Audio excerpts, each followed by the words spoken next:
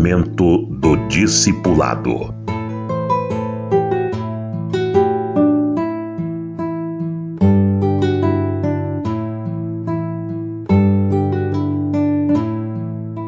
Por não discipular seu filho Absalão, Davi acabou gastando mais tempo com ele e em vão.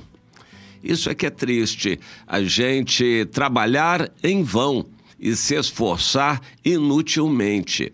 O apóstolo Paulo nos exorta lá em Filipenses 2, 15 e 16 a preservarmos a palavra da vida para que não haja trabalho em vão, esforço inútil.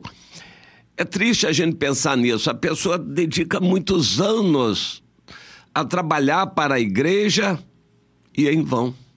Aquilo não produz resultados para a vida eterna. Você tem pensado nisto? Há trabalhos que não geram resultados, vão ser queimados, de acordo com 1 Coríntios 3. Há esforço inútil, pessoas trabalhando na igreja, contactando um, fazendo isso, organizando aquilo, todo um trabalho inútil, porque não vai gerar nenhum resultado espiritual. O Senhor nos ensina que devemos discipular. Como pais devem discipular seus filhos? Essa palavra mais utilizada é educar. Os pais têm que educar os filhos, mas só se educa um filho enquanto ele é um barro mole, ou seja, nas primeiras idades. Não se educa um filho com mais de 10 anos. Ele já é cabeça feita, barro duro. A gente instrui. O que se chama de educação, escola, ensino, isso é instrução. Aos 10 anos, a educação já está praticamente toda definida. O que recebeu, bem, o que não recebeu também assim vai ficar. A gente só educa quando o filho é pequenininho e não tem outro jeito de educar senão gastar tempo junto com a criança. Pai e mãe devem gastar tempo com a criança nova. Mas quem faz isso? Praticamente a maioria dos pais não faz isto. E eles vão amargar depois problemas com os filhos. Vão ter que gastar tempo levando filhos a psicólogos, a escola e trabalhos que vão ter com os filhos, porque eles não investiram quando era a hora apropriada. Espiritualmente, isso também vale. Nós devemos discipular aqueles que Deus nos dá e que chegam a nós no início. As primeiras semanas de vida espiritual de uma pessoa são cruciais. Temos que concentrar nossa atenção e dedicação para formar bem a vida cristã de alguém recém-chegado, recém-convertido ou recém-voltado do mundo. Esse caso é mais sério ainda, com mais necessidade de dedicação, quando a pessoa está recém-voltada do mundo. E, de qualquer forma, tem que se gastar tempo para discipular. Depois a gente fica livre e tranquilo. Há um paralelo. Dizem que quando a gente gasta dinheiro com comidas boas e vitaminas, a gente não precisa gastar dinheiro com remédios. É bom lembrar que remédios não alimentam.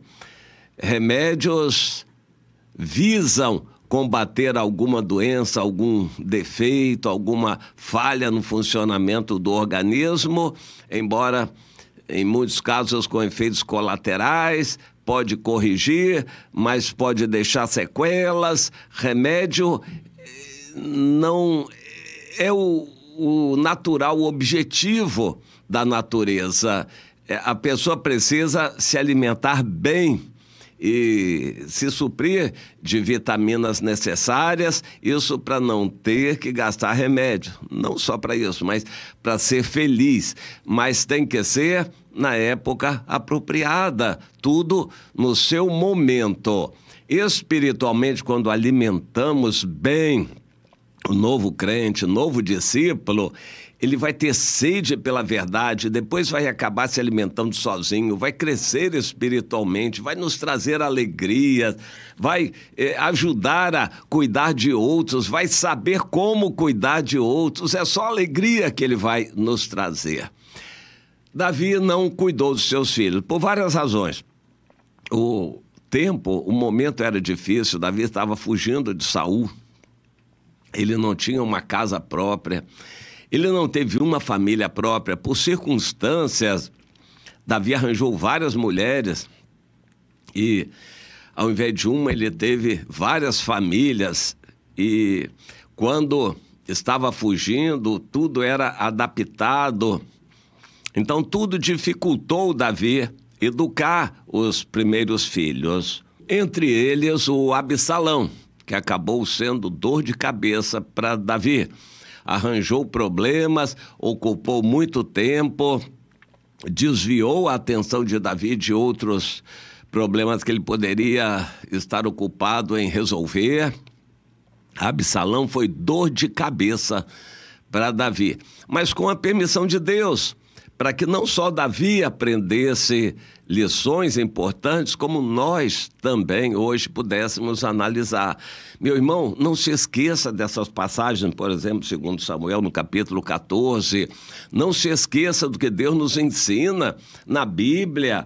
O Absalão foi uma praga, uma peste que não valia um centavo furado, mas era vaidoso, gastava dinheiro do pai, ocupava o tempo dos nobres e se fazia passar por gente importante em Israel, deu péssimo exemplo para os outros. Ele foi uma dor de cabeça constante para Davi, uma cobra criada, venenosa, que depois quis morder o próprio pai.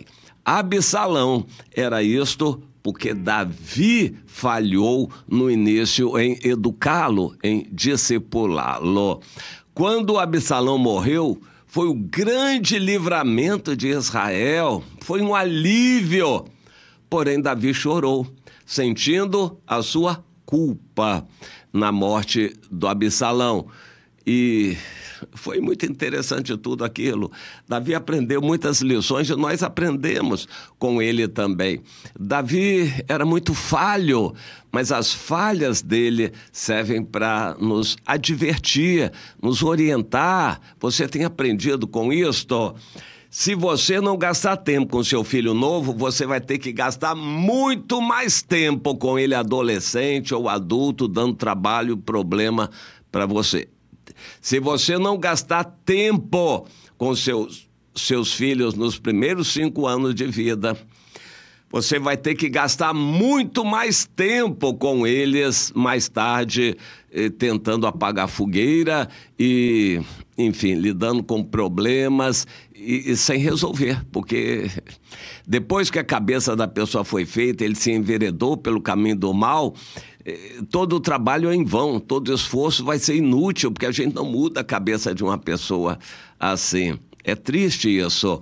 O livro de Hebreus diz que uma pessoa que chegou a esse ponto é impossível renová-la para arrependimento.